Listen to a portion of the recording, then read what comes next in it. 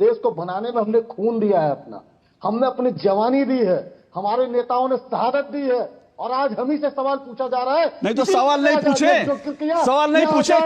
कश्मीर काट के पाकिस्तान की जेब में रख देंगे और नारा लगाएंगे पाकिस्तान जिंदाबाद का सवाल भी ना पूछे। आप लोगों की आरती उतारे, आप लोगों की आरती उतारे, कश्मीर को काट करके पाकिस्तान की झोली में दे दो, आप लोगों की आरती उतारे, सवाल ना पूछे। क्या चाहते हैं आप लोग? नतमस्तक हो जाए आपके पैरों में, सवाल ना पूछे। सवाल का जवाब दीजिए। सवाल का जवाब है क्या? सवाल का जवाब है क्या? नेहरू जी की ही वजह से, नेहरू जी की ही वजह से कश्मीर भारत का हिस्सा है। बहुत सही आपने कहा, नेहरू जी की वजह से। सुनिए, अब सुनिए, हो गया, सुनिए। नेहरू जी का बहुत एहसान था, नेहरू जी का बड़ा एहसान था, नेहरू जी का बड़ा एहसान था कि 2019 तक कश्मीर भारत का अभिन्न हिस्सा भी नहीं था, अलग संविधान था वहां। आज जो संविधान की कॉपी लेके घूमते हैं ना, उन्होंने आज तक नहीं बताया कि कश्मीर में अलग संविधान था।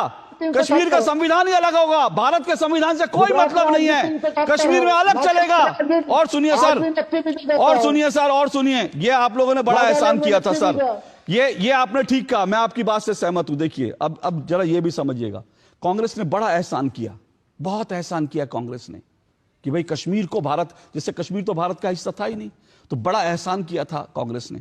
अब वो एहसान, अब वो एहसान का बदला, अब वो एहसान कैसे चुका रही है कांग्रेस देश का? अब वो एहसान कांग्रेस को चुकाना था तो कैसे चुकाने लगी? कांग्रेस ने कहा हमने इतना एहसान किया, कुछ और एहसान करेंगे। कश्मीर के जो भारत से कश्मीर को अलग करने की बात करते थे, उनको प्रधानमंत्री निवास में बुला के दावतें दी जाती थी, ठीक है? ये बड़ा एहसान कर रहे थे, और एहसान ये कर रहे थे, और सिर्फ और ये मनमोहन सिंह नहीं कर रहे थे। अब आवाज सुनिए, अब सुनिए, ये सिर्फ मनमोहन सिंह नहीं कर रहे थे, ये मनमोहन सिंह तब करते थे जब वो प्रधानमंत्री थे, और ये राहुल गांधी आज करते हैं। वो इल्हान उमर जो जाती है पीओके में, जाती है, कहती है ये तो पाकिस्तान का हिस्सा है, राहुल गांधी जाते हैं तो उससे मिलते हैं। और सुनेंगे कांग्रेस का एहसान, कांग्रेस का बड़ा एहसान हुआ।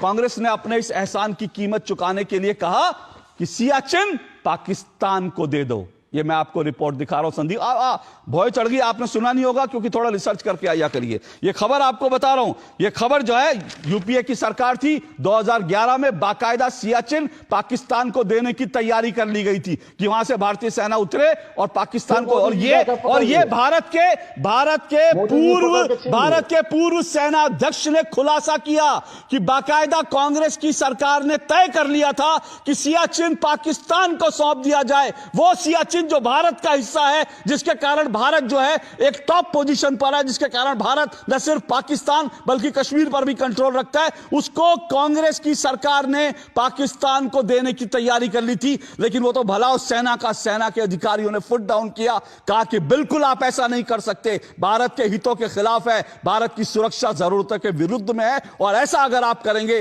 तो भारत की सुरक्षा खतरे में पड़ जाएगी। सेना ने रोक लिया, वरना पाकिस्तान ने तो पूरी तरह से तैयारी कर ली थी सियाचिन जो है पाकिस्तान को सौंपने की। ये आप लोगों ने देश पे एहसान किया, इस एहसान के लिए मुझे लगता है देश को आप लोगों का एहसानमंद रहना चाहिए।